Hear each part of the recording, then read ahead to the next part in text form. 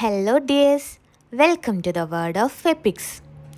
ഇന്നും ഹോമകുണ്ഡം അണയാത്ത പരദേവതകൾ കുടിയിരിക്കുന്ന സൂര്യകാലടിമനയെക്കുറിച്ച് കഥകളിലൂടെയെങ്കിലും കേൾക്കാത്തവരായി ആരുമുണ്ടാകില്ല.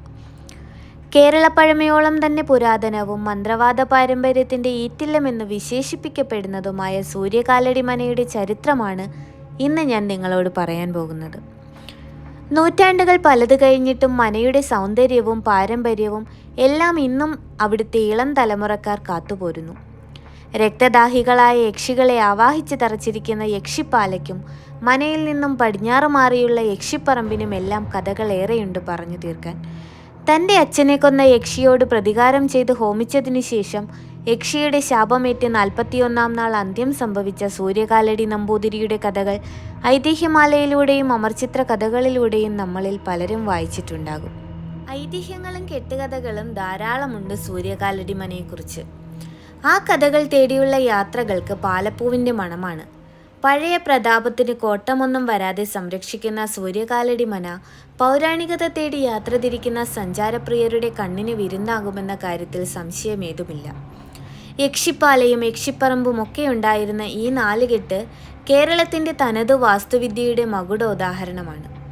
കാണാൻ ഒരുപാട് കാഴ്ചകളും പറയാൻ ഒരുപാട് കഥകളുമുള്ള സൂര്യകാലടി മനയിലേക്കൊരു യാത്ര പോകാം.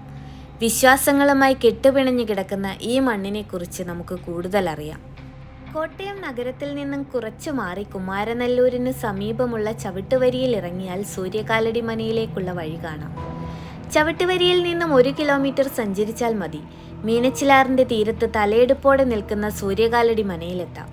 കാലം ഇത്ര കഴിഞ്ഞിട്ടും മനയുടെ പ്രൗഢിക്ക് യാതൊരു തരത്തിലുള്ള കോട്ടവും സംഭവിച്ചിട്ടില്ല. ഇളമുറക്കാർ വരും തലമുറയ്ക്കും നാടിനും കൈമാറാനായി പണ്ടുണ്ടായിരുന്നത് പോലെ തന്നെ ഈ പൗരാണിക സൗധത്തെ സംരക്ഷിച്ചു പോരുന്നുണ്ട്. മനയ്ക്ക് സമീപമായി നിലകൊള്ളുന്ന യക്ഷിപ്പറമ്പിന് പറയാൻ ഏറെ കഥകളുണ്ട്. ഈ കഥകൾ പറയാനായി അതിഥികളെ കാത്തിരിക്കുകയാണ് സൂര്യകാലടി മന. ഇവിടുത്തെ ഗണപതി പ്രതിഷ്ഠ ലോകപ്രസിദ്ധമാണ്. തിരുവിതാംകൂർ രാജാവായിരുന്ന സ്വാതി തിരുനാളാണ് കേരളീയ വാസ്തുവിദ്യ പ്രകാരമുള്ള ഈ നാലുകെട്ട് പണി കഴിപ്പിച്ചത്. ഈ നിർമ്മിതിക്ക് ഏകദേശം 200 വർഷത്തിൻ്റെ പഴക്കമുണ്ടെന്ന് കരുതപ്പെടുന്നു. മീനച്ചിലാറിൻ്റെ കരയിൽ സ്ഥിതി ചെയ്യുന്നത് കൊണ്ട് തന്നെ തണുത്ത കാറ്റിൻ്റെ കരങ്ങൾ എപ്പോഴും വന്ന് ആശ്ലേഷിക്കും. ഒരു കാലത്ത് പാലപ്പൂവിൻ്റെ സൗരഭ്യം നിറച്ചിരുന്ന യക്ഷിപ്പാല ഇന്നവിടെ ഇല്ലെന്നതൊഴിച്ചാൽ യക്ഷിപ്പറമ്പും നാലുകെട്ടും പഴയ കാലത്തിൻ്റെ ശേഷിപ്പുകളായി അവിടെ നിലകൊള്ളുന്നുണ്ട്. ഏതൊരു സഞ്ചാരിയും കാണേണ്ട കാഴ്ചകളിലൊന്നാണ് ഒരു കാലത്ത് മന്ത്രതന്ത്രങ്ങൾ മുഴങ്ങിക്കൊണ്ടിരുന്ന സൂര്യകാലടി മന. കൊട്ടാരത്തിൽ ശങ്കുണ്ണിയുടെ ഐതിഹ്യമാലയിൽ പറയുന്ന ഇതിഹാസ കഥാപാത്രമായി മാറിയ സൂര്യഭട്ടതിരിയുടെ വരവോടെയാണ് കാലടി എന്ന കുടുംബനാമം സൂര്യകാലടി എന്നറിയപ്പെടാൻ തുടങ്ങിയത്. അദ്ദേഹം സൂര്യനെ തപസ് ചെയ്ത് മന്ത്രതന്ത്രങ്ങൾ സ്വായത്തമാക്കിയെന്നുമാണ് ഐതിഹ്യം. കാലടി മനയിൽ ആറ്റുനോറ്റുണ്ടായ ഉണ്ണിയുടെ ഉപനയന സമയത്ത് തൻ്റെ അച്ഛൻ ആരാണെന്ന് അവൻ അമ്മയോട് ചോദിച്ചു. ഇത്രയും കാലം അവനിൽ നിന്നും മറച്ചു വെച്ച രഹസ്യം ഇനിയും ഒളിച്ചു വെക്കാനാവാതെ ആ അമ്മ അവനോട് പറഞ്ഞു. ഒരിക്കൽ തൃശ്ശൂർ പൂരം കാണാൻ പോയതാണത്രേ ഉണ്ണിയുടെ അച്ഛനായ കാലടി ഭട്ടതിരിയും കൂട്ടുകാരനായ മറ്റൊരു നമ്പൂതിരിയും. നേരം അസമയമായിരിക്കുന്നു. ഒരു യക്ഷിപ്പറമ്പിലൂടെയായിരുന്നു അവർ നടന്നു പോയിക്കൊണ്ടിരുന്നത്. ഭയന്നു വിറച്ച് നടന്നിരുന്ന അവർക്കൊരാശ്വാസമായി യൗവനയുക്തകളായ 2 സുന്ദരികളെ അവർ അവിടെ വെച്ച് കാണാനിടയായി.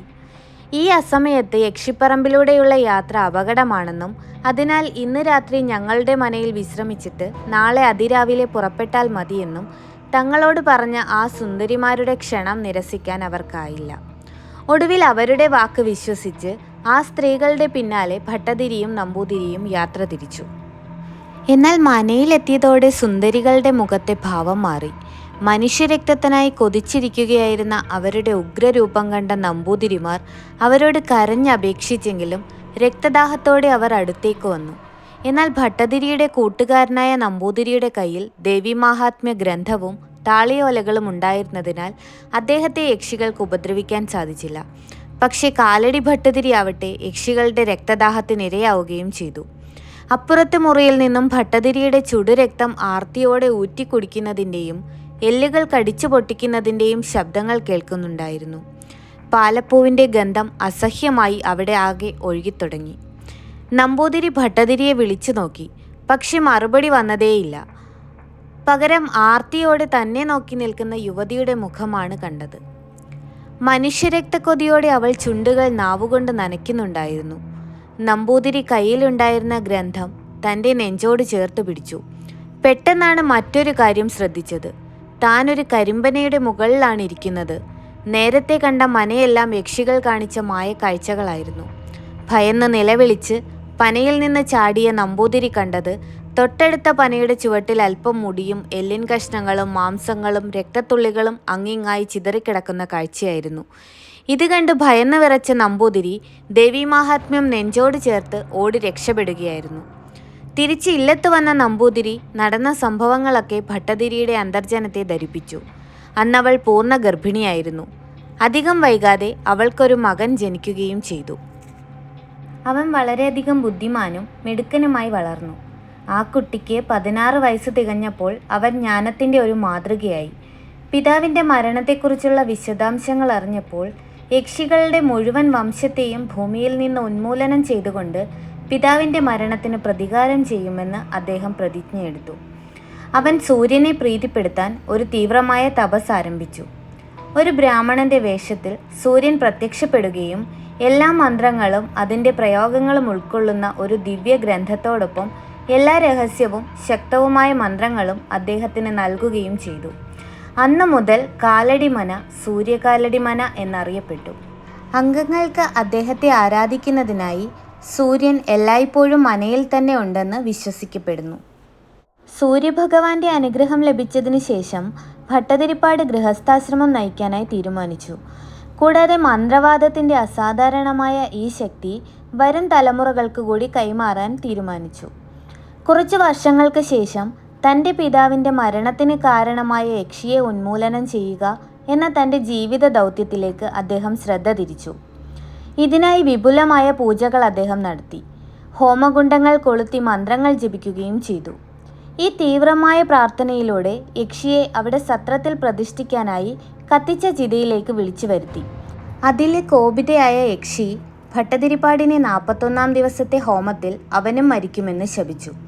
അവൻ്റെ അഭ്യർത്ഥന പ്രകാരം തിരുവാലൂർ ക്ഷേത്രത്തിലെത്തി പ്രാർത്ഥിച്ചാൽ വിലക്കിൽ നിന്ന് രക്ഷപ്പെടാമെന്ന വ്യവസ്ഥയിൽ അവൾ പാപമോചനവും നൽകി. പിന്നീട് ഒരവസരത്തിൽ പള്ളിബാവ പെരുന്നാൾ എന്ന ആളിൻ്റെ ഭാര്യയുടെ ശരീരത്ത് കൂടിയിരുന്ന ഒരു ഗന്ധർവനെ ഭട്ടതിരിപ്പാട് പല ക്രൂരമായ രീതികളും ഉപയോഗിച്ച് പുറത്താക്കാൻ ശ്രമിച്ചു. ഈ ഗന്ധർവൻ മുമ്പ് ഭട്ടതിരി തളച്ച യക്ഷിയുടെ ഭർത്താവായിരുന്നു. ക്രുദ്ധനായ ഗന്ധർവൻ ഹോമത്തിൻ്റെ 12-ാം ദിവസം ഭട്ടതിരിപ്പാട് മരണപ്പെടുമെന്ന് ശപിച്ചു. മുൻപത്തെ സംഭവത്തിൽ എന്നതുപോലെ തന്നെ ഗന്ധർവനും അദ്ദേഹത്തിന് അതേ പാപമോചനം നൽകി.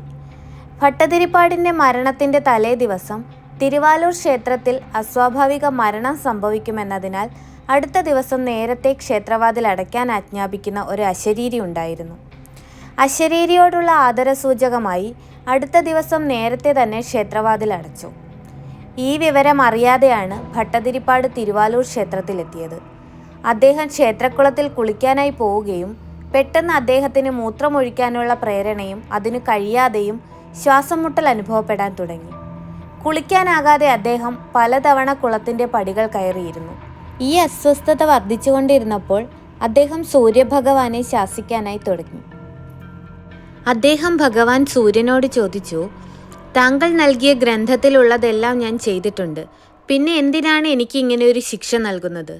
മറുപടിയായി സൂര്യകാലടി മാത്രമേ ചെയ്യാവൂ എന്ന് ഗ്രന്ഥത്തിൽ പ്രതിപാദിച്ചിരുന്നോ എന്ന് സൂര്യഭഗവാൻ ചോദിക്കുകയും ഗന്ധർവന്റെ ശാപം ഫലിക്കുകയും ഭട്ടതിരിപ്പാട് തിരുവാലൂർ ക്ഷേത്രത്തിൻ്റെ അടച്ചിട്ട വാതിലുകൾക്ക് മുന്നിൽ തൻ്റെ ദാരുണമായ അന്ത്യം കുറിക്കുകയും ചെയ്തു.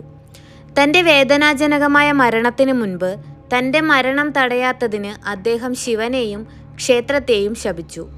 ക്ഷേത്രം തീയിൽ നശിക്കുമെന്നും അടുത്തുള്ള ഗ്രാമം രോഗത്താൽ നശിക്കുമെന്നും ശപിച്ചു. ക്ഷേത്രത്തിലെ അത്തിമരം നശിക്കുമ്പോൾ ജീർണിച്ച കെട്ടിടം പുതുക്കി പണിയുമ്പോൾ ശാപമോക്ഷം ലഭിക്കുമെന്ന് ഭട്ടതിരിപ്പാട് പാപമോചനവും നൽകിയിട്ടുണ്ട്. ക്ഷേത്രത്തിൻ്റെ പുനരുദ്ധാരണത്തിന് വലിയൊരു കൽപ്പാത നിർമ്മിച്ച് അയൽ ഗ്രാമത്തിൽ നിന്ന് കൊണ്ടുവന്ന പാല് ആവശ്യമായി വന്നതായി കേൾക്കുന്നു. കൽപ്പാതയുടെ അവശിഷ്ടങ്ങൾ ഇപ്പോഴും നമുക്കവിടെ കാണാൻ സാധിക്കും. സൂര്യകാലടി മനയെക്കുറിച്ച് പറയുമ്പോൾ അവിടെ എടുത്തു പറയേണ്ട ഒന്ന് തന്നെയാണ് മനയിലെ മഹാഗണപതി ആരാധന.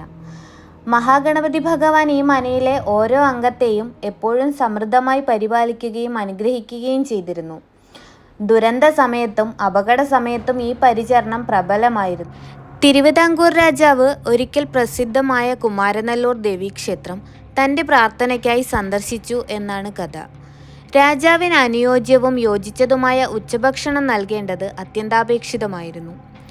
ഭൂമിയുടെ അധിപനെ സ്വീകരിക്കാൻ അന്ന് സൂര്യകാലടി മന അത്ര സമൃദ്ധമായിരുന്നില്ല. ഖേദകരമെന്ന് പറയട്ടെ, മനയുടെ പ്രത്യേക അറിവോ സമ്മതമോ കൂടാതെ ഈ ദുരവസ്ഥയിൽ നിന്ന് ചില പുളിച്ച പ്രതികാരം തീർത്ത് മറ്റ് ചില ബ്രാഹ്മണ കുടുംബാംഗങ്ങൾ. അഹങ്കാരവും അസൂയയും എല്ലായ്പ്പോഴും അവ മനുഷ്യ മനസ്സുകളിൽ മുളച്ചു പൊന്തുന്ന ഉയരങ്ങൾ സ്പർശിക്കുന്നു. രാജാവിന് സൂര്യകാലടി മനയിൽ നിന്ന് ഭക്ഷണം കഴിക്കാമെന്ന് ചില പ്രഭുക്കന്മാർ നിർദ്ദേശിച്ചു. ഈ മനയിലെ അംഗങ്ങൾ രാജാവിൻ്റെ മുൻപിൽ പരിഹാസത്തിൻ്റെ പാത്രമാകാൻ പോകുന്ന സാഹചര്യങ്ങൾ അവർ സന്തോഷത്തോടെ മനസ്സിൽ കണ്ടു. മനയിലെ മൂത്ത അംഗം മഹാഗണപതിയുടെ മുന്നിൽ മുട്ടുകുത്തി വീണു.